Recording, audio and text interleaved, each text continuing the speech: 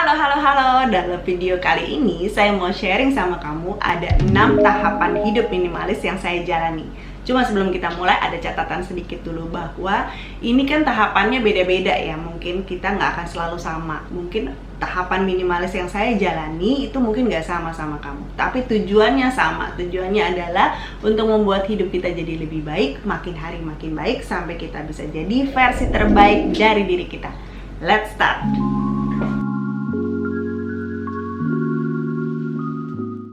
Tahap yang pertama, tahap perkenalan. Saya nggak tahu ya persisnya kapan sih sebetulnya saya mulai kenalan sama gaya hidup minimalis, saya nggak tahu. Waktu dulu itu konsep minimalism di otak saya itu adalah tentang estetika. Saya taunya itu minimalism itu adalah rumah dengan barang yang sedikit, kemudian lapang, nggak banyak barang, nggak ribet gitu. Itu konsep awalnya. Kalau minimalism dalam lukisan itu lukisan yang nggak banyak detail, tapi kemudian enak untuk bisa dinikmati. Nah, kalau gaya hidup minimalis itu saya baru taunya belakangan. Nggak ada kayak momentum khususnya gitu yang bisa bikin saya tiba-tiba kenal dengan gaya hidup minimalis. Saya lupa kapan persisnya gitu. Nggak kayak beberapa orang minimalis lainnya gitu ya, kayak misalnya Joshua Becker tuh ceritanya dia lagi beres-beresin barang di gudang dia, terus udah gitu ada tetangga dia lihat gitu, tetangganya bilang gini, Joshua ngapain kamu beres-beresin barang-barang kamu terus, tiap minggu saya lihat kamu beres-beres barang terus, sementara anak kamu main itu nggak ada yang temenin gitu, makanya kamu mesti belajar hidup minimalis. Nah disitu buat dia langsung tek gitu, wah apaan tuh hidup minimalis gitu kan. Itu momentum buat Joshua Becker untuk kemudian mendalami gaya hidup minimalis.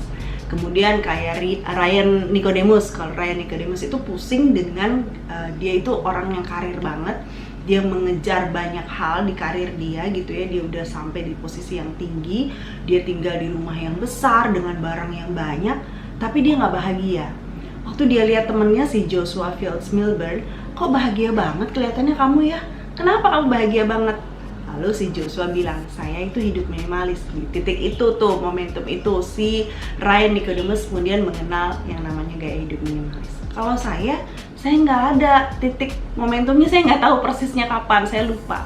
Tapi kemudian waktu saya tahu tentang gaya hidup minimalis, saya tertarik banget. Saya masuk ke tahap yang kedua, tahap belajar. Nah, di tahap belajar ini yang di tahap kepo banget nih tahap ini ya. Karena saya tuh orangnya suka belajar kan. Karena saya senang belajar, jadi belajarnya serius gitu. Kalau begitu saya tahu, saya tertarik, saya baca banyak buku nih. Saya ceritain nih, lihat nih ada beberapa buku-bukunya saya nih. Tuh, buku-buku tentang minimalism semua ini. Ya, ini Seni Hidup Minimalis, Francine J. Terus ini juga sama, Francine J juga, Seni Membuat Hidup Jadi Lebih Ringan. Terus saya baca buku juga si Goodbye Things-nya Fumio Sasaki.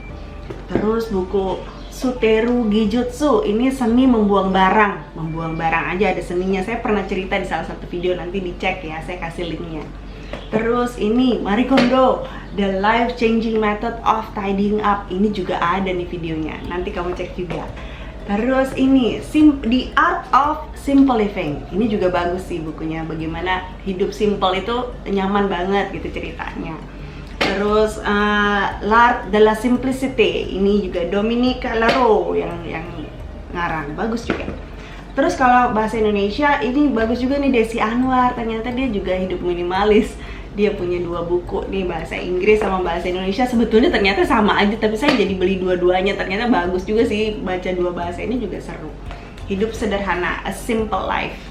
Saya tuh jadi demen banget kan ya baca buku-buku ini. Selain buku, saya juga dengerin podcastnya The Minimalist yang tadi tuh Ryan Nicodemus sama Joshua Fields Millburn. Itu mereka punya podcastnya, saya dengerin dalam perjalanan saya pergi ke kantor, pulang kantor, dengerin aja gitu. Terus dari itu saya juga nonton YouTube-nya Matt Diavela, kemudian si Anthony Ungaro, Joshua Becker gitu, terus saya nontonin gitu. Saya makin jatuh cinta sama gaya hidup minimalis dan saya terus belajar. Setelah belajar banyak, saya mulai masuk ke tahap yang ketiga, tahap praktek. saya mulai melakukan yang namanya decluttering, ya, memisah-misahkan barang-barang yang ada di rumah. Barang mana yang penting, yang mana yang nggak penting. Barang mana yang masih digunakan, yang mana yang udah nggak digunakan lagi. Barang mana yang udah bisa dibuang, barang mana yang mau didonasikan, barang mana yang masih bisa dijual. Nah, itu mulai tuh dipilah-pilah gitu. Prosesnya nggak cepet, nggak lama sih, agak lama. Saya nggak lupa sih persisnya berapa lama, tapi untuk melakukan decluttering itu ada proses yang harus saya lalui. Dan nggak cuma itu aja gitu, ternyata saya juga mulai melakukan decluttering pikiran saya. Jadi pikiran itu juga mesti di-declutter.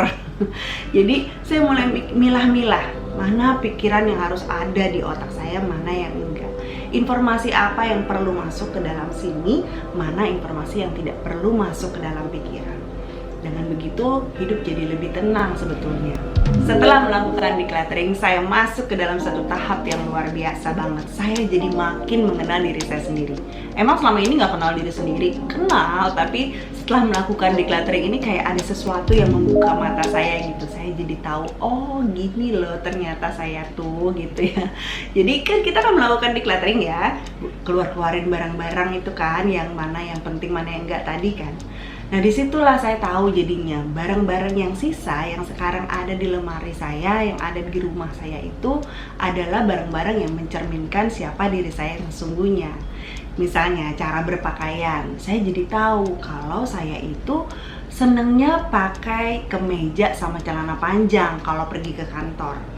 Karena sisa baju-baju saya yang ada tuh kebanyakan itu gitu ya. Jadi kemeja juga saya perhatiin, ternyata kemejanya itu adalah kemeja-kemeja dari bahan-bahan katun yang gampang disetrika gitu. Jadi modelnya juga kurang lebih jadi sama gitu. Oh ya, begini ternyata yang saya suka. Kemudian kalau misalnya weekend itu saya ternyata lebih suka pakai kaos sama celana panjang, celana jeans aja. Dulu saya suka pakai dress lucu gitu loh ya kan. Kan biasalah kita seneng gitu. Saya seneng kalau bisa jalan-jalan ke mall atau lagi lihat-lihat online shopping. Itu seneng kalau lihat ada dress lucu. Sekali-sekali nggak apa-apa dong pakai itu, ya nggak apa-apa juga. Tapi ternyata setelah decluttering itu saya lihat baju-baju yang saya simpen itu mostly adalah kaos sama celana jeans aja. Wah, saya jadi ngerti dong.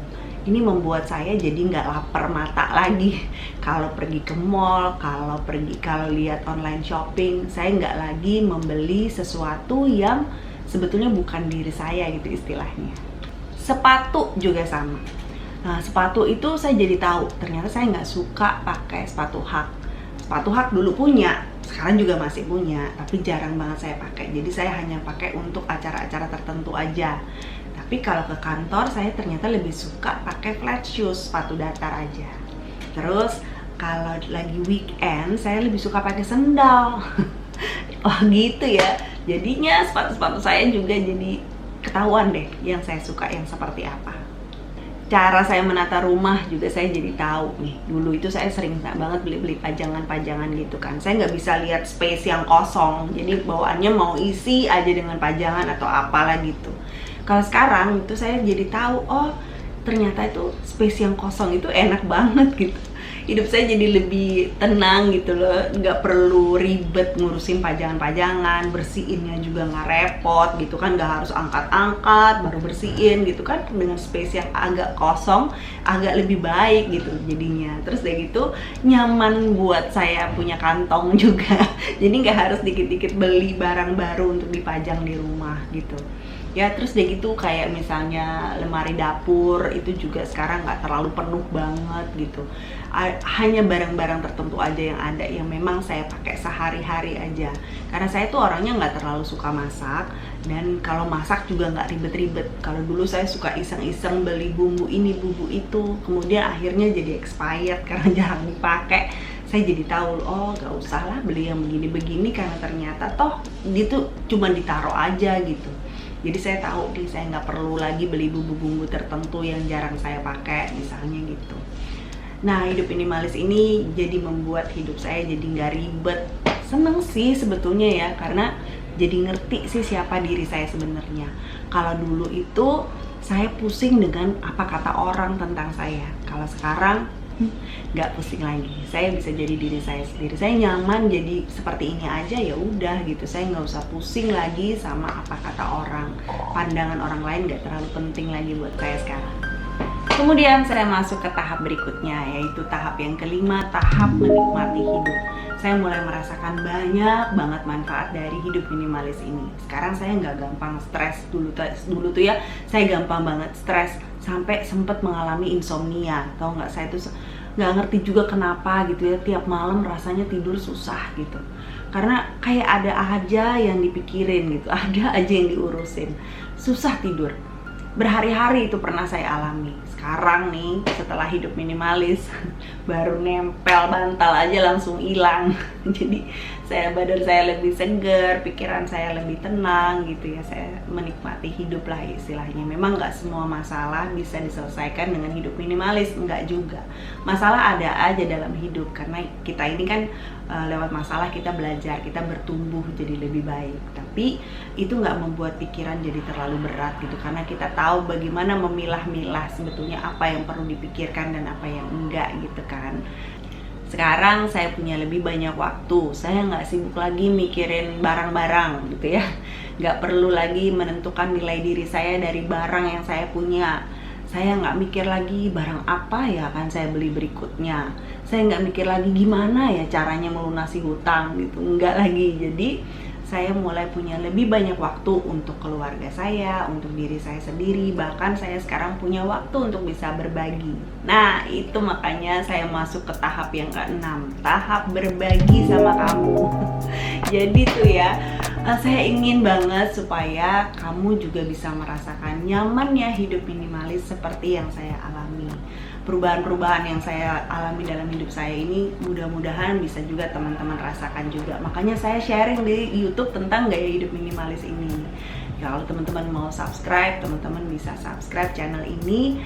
Dan kalau teman-teman mau melanjutkan video-video yang lain, saya udah siapin nih di sebelah sini. Saya kasih playlistnya tentang bagaimana belajar hidup minimalis. Di sebelah sini saya kasih playlistnya juga tentang bagaimana tips-tips untuk hidup minimalis. So, kalau kamu nggak mau ketinggalan, kamu bisa klik video-video di sini ya. Saya senang banget bisa sharing sama kamu. Kita ketemu lagi minggu depan. Thank you for watching. Bye.